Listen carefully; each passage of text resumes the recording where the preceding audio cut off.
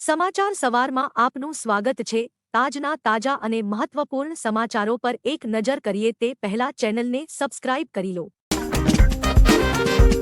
ગુજરાતમાં આગ ઓકતી ગરમી પડશે। 25 મે સુધી હીટ વેવના પગલે અમદાવાદ સહિત 13 જિલ્લામાં ઓરેન્જ એલર્ટ। ગુજરાતમાં હજી 5 દિવસ આગ ઓકતી ગરમી પડશે। હવામાન વિભાગ અનુસાર 25 મે સુધી હીટવેવની અસર જોવા મળશે, જેના ખાસ કરીને અમદાવાદ સહિતના 13 જિલ્લામાં તેની વધુ અસર જોવા મળી શકે છે, જેના પગલે આ જિલ્લાઓમાં ઓરેન્જ એલર્ટ આપવામાં આવ્યું છે, જ્યારે કચ્છ સહિતના 3 જિલ્લામાં યલો એલર્ટ આપવામાં આવ્યું છે। 25 મે સુધી બનાસકાંઠા, પાટણ, સાબરકાંઠા, અમદાવાદ, ગાંધીનગર, સુરેન્દ્રનગર, રાજકોટ, પોરબંદર, જૂનાગઢ, ભાવનગર, આણંદ, સુરત અને વલસાડમાં હીટવેવના પગલે ઓરેન્જ એલર્ટ આપવામાં આવ્યું છે। કચ્છ, મહેસાણા અને વડોદરામાં યલો એલર્ટ આપવામાં આવ્યું છે।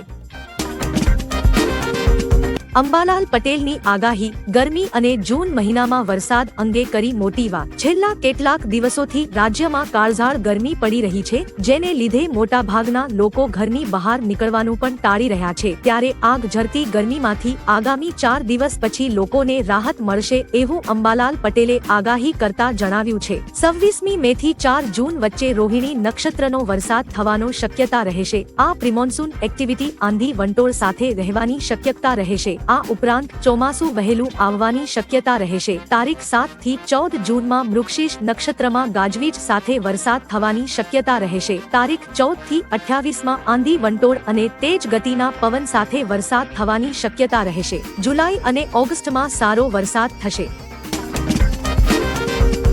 સ્માર્ટ મીટરના વિરોધ વચ્ચે સરકારનો મોટો નિર્ણય। સ્માર્ટ મીટરને લઈ રાજ્ય સરકારે મોટો નિર્ણય લીધો છે। તે મુજબ હવે સ્માર્ટ મીટર સાથે જૂના મીટર પણ લગાવવામાં આવશે। લોકોની ગેરસમજ દૂર કરવા સ્માર્ટ મીટર સાથે વધુ એક મીટર લાગશે। જે વીજ ગ્રાહક માંગણી કરશે તેમને ત્યાં સ્માર્ટ મીટર સાથે વધુ એક મીટર લાગશે। લોકોનું કહેવું છે કે પહેલાના મીટર કરતાં સ્માર્ટ મીટરમાં બિલ વધુ આવે છે। ગેરસમજ દૂર કરવા સરકારી કચેરીઓમાં પણ સ્માર્ટ મીટર લાગશે।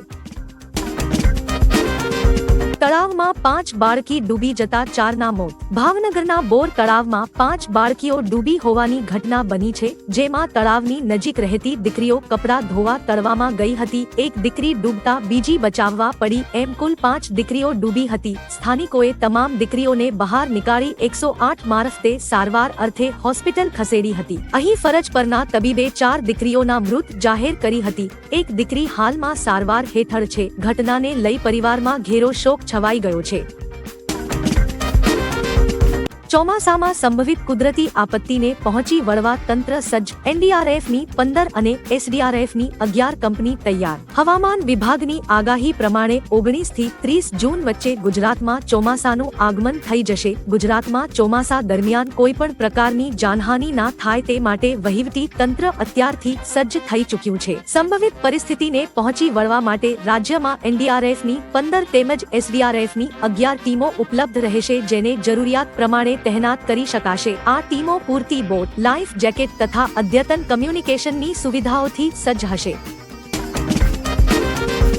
રેકોર્ડ બ્રેક 47.4 ડિગ્રી તાપમાન નોંધાયું। શાળાઓમાં રજા જાહેર। દેશના ઘણા રાજ્યોમાં ગરમી અગન વરસાવી રહી છે। આ વચ્ચે રાજધાનીથી મોટા સમાચાર છે। અહીં ગરમીએ રેકોર્ડ તોડ્યો છે। દેશમાં સોમવારે દિલ્હીમાં રેકોર્ડ બ્રેક 47.4 ડિગ્રી તાપમાન નોંધાયું છે। દિલ્હીના નજફગઢમાં આ ગરમીનો રેકોર્ડ નોંધાયો છે। ઉપરાંત શાળાઓમાં પણ રજા જાહેર કરવામાં આવી છે। દિલ્હીના બેઝ સ્ટેશન સફદરજંગમાં 29 મે 1944ના રોજ સર્વોચ્ચ મહત્તમ તાપમાન 47.2 ડિગ્રી સેલ્સિયસ નોંધ્યું હતું। સૌથી મોટો આરોપ છે કે મારી પાસે 250 જોડી કપડાં છે। પીટીઆઈને આપેલા ઇન્ટરવ્યુમાં પીએમ મોદીએ કહ્યું કે મારા રાજકીય કરિયરમાં મારા પર સૌથી મોટો આરોપ એ છે કે મારી પાસે 250 જોડી કપડાં છે। મારા પર આ આરોપ ગુજરાતના પૂર્વ સીએમ અમરસિંહ ચૌધરીએ લગાવ્યો હતો। જો કે મેં એક જાહેર સભામાં લોકોને પૂછ્યું કે તેઓ કેવા સીએમ ઈચ્છે છે, જેણે 250 કરોડ રૂપિયાનું કૌભાંડ કર્યું છે અથવા જેની પાસે 250 જોડી કપડાં છે, તો લોકોએ જવાબ આપ્યો કે 250 જોડી કપડાવાળા સીએમ ચાલશે। જૂન 2004 પછી કોંગ્રેસ શોધો યાત્રા કાઢવી પડશે. હરિયાણામાં એક સભાને સંબોધિત કરતા અમિત શાહે કહ્યું કે કોંગ્રેસના રાજકુમાર રાહુલ બાબાએ 2024ની ચૂંટણીની શરૂઆત ભારત જોડો યાત્રાથી કરી છે, પણ હું તમને આજે કહું છું કે 4 જૂન પછી કોંગ્રેસ દૂરબીનથી પણ નહીં દેખાય. રાહુલ ગાંધીએ કોંગ્રેસ શોધો યાત્રા કાઢવી પડશે. આ સિવાય અમિત શાહે કહ્યું કે એક તરફ એકે રજા વિના કામ કરતા મોદીજી છે, બીજી તરફ બેંકોક અને થાઈલેન્ડ જતા રાહુલ બાબા છે. સ્માર્ટ મીટરથી લોકોને લૂંટી રહ્યા છે. વડોદરામાં બહોળા પ્રમાણમાં સ્માર્ટ મીટરનો મુદ્દો ચર્ચામાં છે. સ્માર્ટ મીટર લગાવ્યા બાદ લોકોના વીજ બિલમાં વધારો થયો હોવાની ફરિયાદો ઉઠી છે. તેવામાં હવે સ્માર્ટ મીટર મામલો રાજકારણમાં આવી ગયો છે. ભાવનગર ખાતે મળેલ કોંગ્રેસ સમિતિની સંવાદ બેઠકમાં કોંગ્રેસ પ્રદેશ પ્રમુખ શક્તિસિંહ ગોહિલે સરકાર પર પ્રહારો કર્યા હતા. તેમણે કહ્યું કે સ્માર્ટ મીટરના નામે લોકોને લૂંટવા માટેનો એક નવો કિમિયો શરૂ કરાયો છે.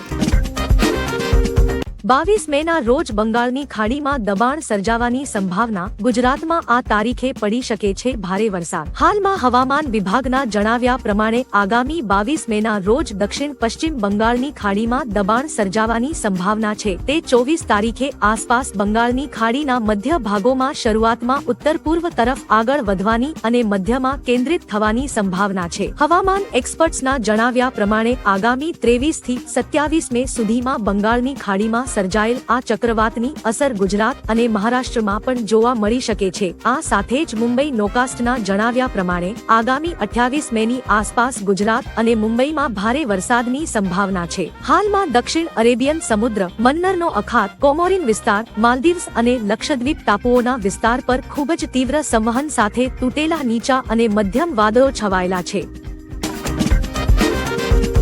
23 મે સુધી અમદાવાદ, ગાંધીનગર અને રાજકોટ સહિતના જિલ્લાઓમાં હીટવેવના પગલે ઓરેન્જ એલર્ટ જાહેર. હાલ ગુજરાતમાં ભીષણ ગરમી પડી રહી છે, ત્યારે હવામાન વિભાગ દ્વારા આગામી દિવસમાં વધુ ગરમી પડશે તેવી સંભાવના વ્યક્ત કરવામાં આવી છે. હવામાન વિભાગના જણાવ્યા પ્રમાણે 23 મે સુધી અમદાવાદ, ગાંધીનગર, રાજકોટ અને કચ્છ સહિતના જિલ્લાઓમાં હીટવેવના પગલે ઓરેન્જ એલર્ટ જાહેર કરવામાં આવ્યું છે. આ સિવાય અમદાવાદ, ગાંધીનગર, રાજકોટ, કચ્છ, બનાસકાંઠા, જૂનાગઢ, ભાવનગર, વલસાડ અને પોરબંદરમાં ગરમ પવન ફૂંકાઈ શકે છે. ગુજરાત એટીએસની મોટી કાર્યવાહી. અમદાવાદ એરપોર્ટ પરથી આઈએસઆઈએસના 4 આતંકવાદીઓને ઝડપ્યા. ગુજરાત એટીએસ દ્વારા મોટી કાર્યવાહી કરવામાં આવી છે. અમદાવાદ એરપોર્ટ પરથી મૂળ શ્રીલંકન એવા આઈએસઆઈએસના 4 આતંકવાદીઓને ઝડપી પાડ્યા હતા. એરપોર્ટ પર એટીએસ દ્વારા સઘન તપાસ હાથ ધરવામાં આવી હતી અને મૂળ શ્રીલંકન નાગરિક એવા 4 શખ્સોને ઝડપી પાડવામાં આવ્યા હતા. ઝડપાયેલા આ 4 શખ્સોનું ગુજરાતમાં કે અન્ય કોઈ રાજ્યમાં કનેક્શન છે કે નહીં તે દિશામાં તપાસ હાથ ધરાઈ હતી.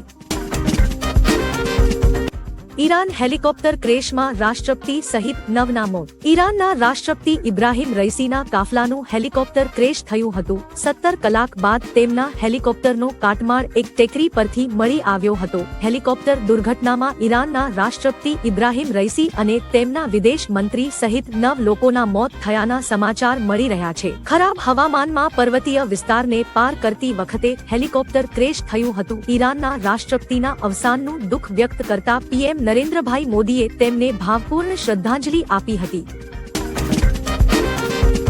સટ્ટા બજાર શું કહે છે? સૌરાષ્ટ્રમાં ભાજપનું શું થશે? ક્ષત્રિય આંદોલનના કારણે સૌરાષ્ટ્રમાં ભાજપને નુકસાન થશે તેવા દાવાઓ કરવામાં આવી રહ્યા છે, તો બીજી તરફ સૌરાષ્ટ્રનું સટ્ટા બજાર તો કંઈક અલગ જ કહી રહ્યું છે. સટ્ટા બજારમાં તો ભાજપ હોટ ફેવરિટ છે. રાજકોટ, સુરેન્દ્રનગર, જૂનાગઢ, પોરબંદર, ભાવનગર અને જામનગર બેઠકો પર ભાજપ વનવે જીતી રહી હોવાનું સટ્ટા બજારમાં અનુમાન છે. ઉપરાંત બનાસકાંઠા અને પાટણમાં ભાજપ જીતી રહ્યું છે.